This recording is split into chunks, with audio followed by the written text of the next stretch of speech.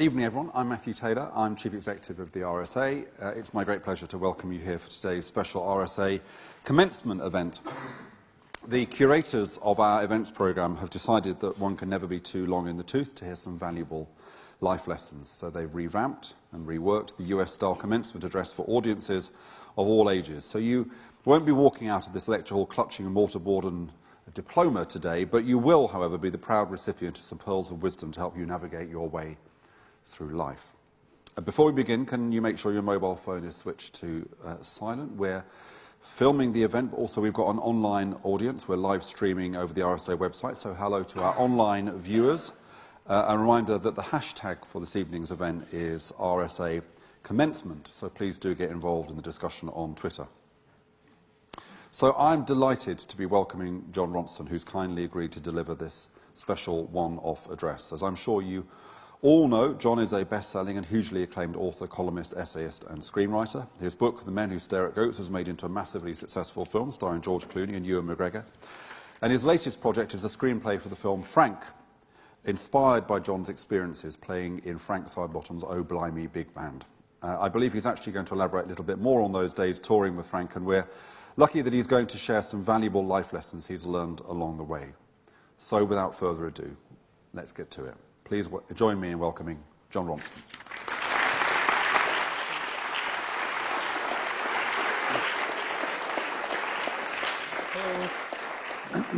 Hi. I would say that massively successful is a big term to describe the Men Who Stare at Goats, but thank you.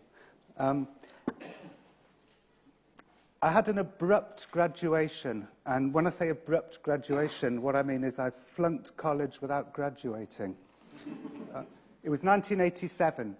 I was a journalism student at the Polytechnic of Central London, but one day I got a telephone call asking me to become the keyboard player in the Frank Sidebottom Oh Blimey Big Band. So I immediately went into college and told my lecturer I was quitting, and I moved to Manchester.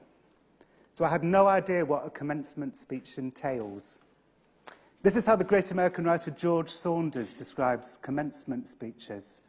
Some old fart, his best years behind him, who, over the course of his life, has made a series of dreadful mistakes, that would be me, gives heartfelt advice to a group of young, shining, energetic people with all of their best years ahead of them, that would be you. I was glad for that description because I was hoping to bore on about my life lessons. I have made dreadful mistakes, but I used to be like you, young, beautiful, and Frank Sidebottom's keyboard player. Nothing makes a young man feel more alive and on an adventure than speeding down a motorway at 2 a.m. next to a man wearing a big fake head. I was 20 and 2 years out of Cardiff, where I'd been bullied every day, stripped and blindfolded, and thrown into lakes. On reflection, it was exactly the sort of childhood a journalist ought to have. Forced to the margins, identifying with the put-upon, mistrustful of the powerful, and unwelcome by them anyway. And that's why I loved Frank Sidebottom. I loved his outsiderness, the wonderful, marginal strangeness of it all. We were on the margins together. By the way, a few years ago, I woke up in the middle of the night and realised I was still angry about being thrown into Roath Park Lake in Cardiff in the summer of 1983 when I was 15. So I went on to Friends Reunited and I found one of them and I emailed to inform him that I'm now a best-selling author. And he emailed me back and he said that the reason why they threw me in the lake back then was because I was a pain in the ass. And the tenor of my email leads him to suspect that I haven't changed. I remember, I hope my son Joel doesn't mind, when you were about sort of 5, you asked me to recreate what it was like being thrown in a lake. So I sort of went, I don't know. And he goes, no, make it more scared. And he said, you were fat, right? And I said, yeah. He said, well, put a cushion. So I put a cushion up my shirt. And I went, please, no, no. And Joe went, you were so fat.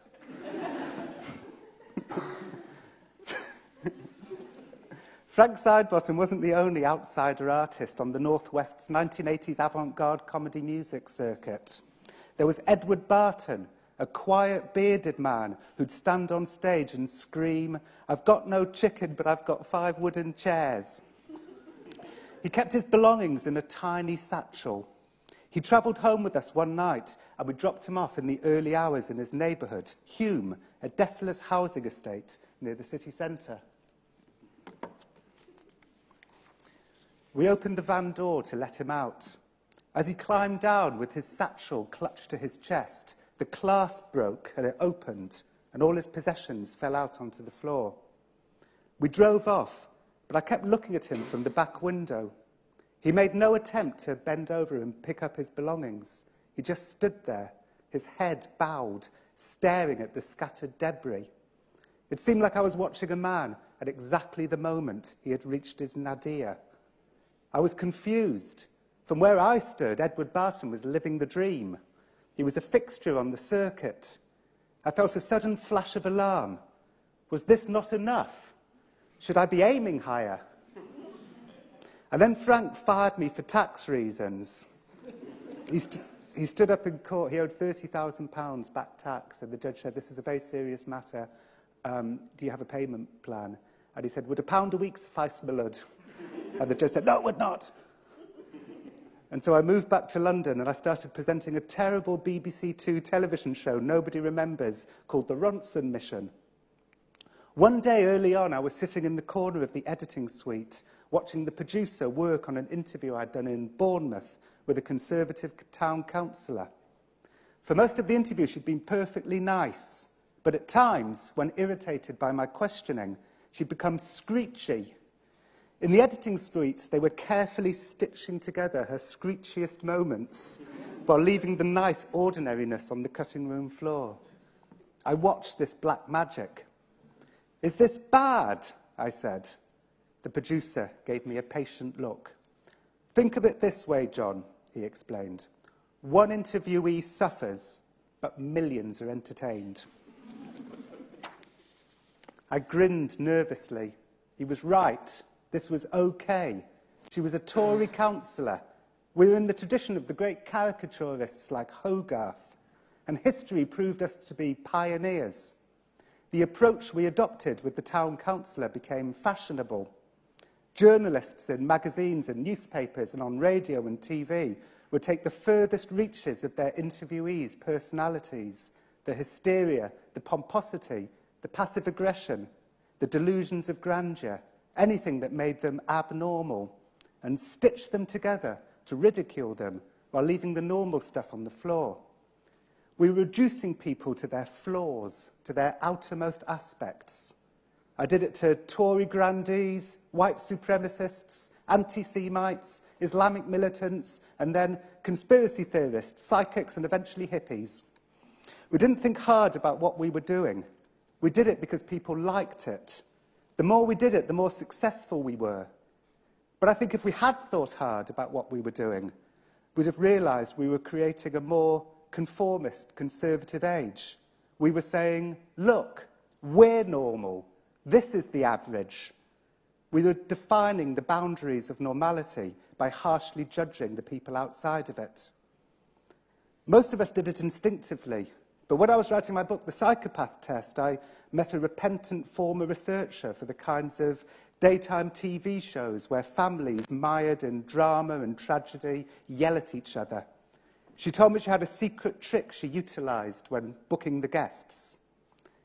I'd ask them what medication they were on, she told me. They'd give me a list. Then I'd go to a medical website to see what they were for. And I'd assess if they were too mad to come onto the show or just mad enough. What constituted too mad? I asked. Schizophrenia, she said. Schizophrenia was a no-no. So were psychotic episodes. If they're on lithium for psychosis, we probably wouldn't have had them on. We wouldn't want them to come on and then go off and kill themselves. Although if the story was awesome, and by awesome I mean a far-reaching mega-family argument that's going to make a really charged show, they'd have to be pretty mad to be stopped. So what constituted just mad enough? I asked. Prozac, she said. Prozac's the perfect drug. They're upset. I say, why are you upset? I'm upset because my husband's cheating on me, so I went to the doctor and he gave me Prozac. Perfect. I know she's not that depressed, but she's depressed enough to go to a doctor, so she's probably angry and upset. But it wasn't just journalists and TV people marginalising and ridiculing people on the outside of normality. It was all of us. Even though we see ourselves as nonconformists, individualists, defenders of people's rights to be different, we do it every day on Twitter. I want to tell a story about one of those times. It happened not long ago. It's the story that inspired the book I've been writing for the past 3 years, a book on public shaming, which I hope to have finished and delivered to the publishers in a few months. It started when I turned on Twitter and I saw that another Jon Ronson was tweeting, using my photograph as his avatar. Going home, he tweeted. Got to get the recipe for a huge plate of mussel in a bap with mayonnaise, #foodie. Who are you? I tweeted him. Making an unhealthy portion of bell pepper and tangerine in a bap with mint, #yummy, he tweeted. I didn't know what to do. The following morning, I checked the other Jon Ronson's Twitter feeds before I checked my own. In the night, he tweeted, I'm dreaming something about time and cock. He had 20 followers. Some were people I knew from real life, who were probably wondering why I'd suddenly become so passionate about fusion cooking and candid about dreaming about cock. I did some digging and I discovered that it was a spam bot created by an academic called Luke Robert Mason. I emailed to ask him to take it down. We prefer the term infomorph to spam bot, he wrote back. But it's taken my identity, I wrote. The infomorph isn't taking your identity, it is repurposing social media data into an infomorphic aesthetic, he wrote back. I felt a tightness in my chest. I was at war with a robot version of myself. A month passed. The other Jon Ronson was tweeting about his dinner parties 50 times a day. I wrote to Luke that if he wouldn't take it down, maybe we should meet and I could film the encounter and put it on YouTube. He agreed and turned up with 2 other men. They were all academics who'd met at the University of Warwick. And I've got a short clip from our meeting. Are you going to ring up the London phone book and insist that all the people who have the same name change their listings to, you know, No, there's something no, because they didn't choose to call themselves Jon Ronson because of me. Yeah, but You're choosing to call this Jon Ronson because of me. you seem to be saying there is only one Jon Ronson and I'm the real Jon Ronson. You're kind of proposing yourself as the real McCoy, as it were, and you want to maintain that authenticity. And I think we feel annoyed with you because we're not quite persuaded by that. We get the feeling that you're not so much saying, I want to maintain my integrity and authenticity as the real Jon Ronson. We think there's already a layer of artifice there, and that what you're saying is that it's your online personality, the brand Jon Ronson, that you're trying to protect, yeah? No, it's just me I mean, tweeting. it's not you. No, you're you. We've met you. Now, today, we're meeting face-to-face, person-to-person. The internet is not the real world. Yeah, but I write my tweets and then I press send. Mm-hmm. So it's me on Twitter. That's not academic. That's like... I think to take it back to where it came It's not from. postmodern. It's just a fact of it. This is bizarre. I find it really, really strange the way you're approaching it. You must be one of the very few people I've ever come across who's chosen to come on Twitter and use their own name as their Twitter name. I don't really know anyone who does that. And that's why I'm a little suspicious of your motives here, John, because that's why I say I think you're using it as brand management. That's why you're using your own name. You know what? And I have therefore- never used the term brand management in my life. I've never used that phrase in my life. But I just get the sense of why would you use your own name? You come from a whole That's different language to me. These words that you use are a completely different language. And that's the same about this fan bar. Its language is completely different to mine. Yeah, definitely. Yeah, and that's what's annoying me so much. It's like a misrepresentation of You'd me. like it to be more like you. No, I'd like it to not exist. That's bizarre. Then I'd like it to not exist. Yeah. Why? Because, I don't know, I find something quite psychologically interesting about that. Why? You know, there's a kind of interesting, kind of uncanny sense of, I don't know, I find that quite aggressive almost. Like you'd like to kill these algorithms, then you must feel threatened in some way. I imagine you talking about infomorphs and reality discourses while having one of your dinner parties that your John_Ronson's always going on about, eating your wasabi dumplings.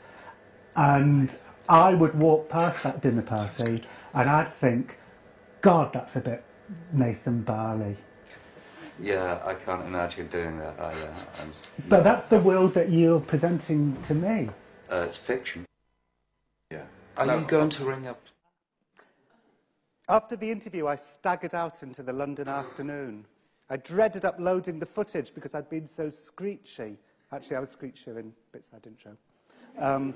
I steeled myself for comments mocking my screechiness, and I posted it. I left it 10 minutes. Then, with some apprehension, I had a look. "This is identity theft," read the first comment I saw. "They should respect John's personal liberty by stopping directly or indirectly impersonating him or face prosecution." Wow, I thought cautiously. "These people are manipulative idiots," read the next comment. "Sue them, break them, destroy them." I was feeling giddy with joy. I was Braveheart striding through a field, at first alone, and then it becomes clear that hundreds are marching behind me. Vile, disturbing fools playing with someone else's life and then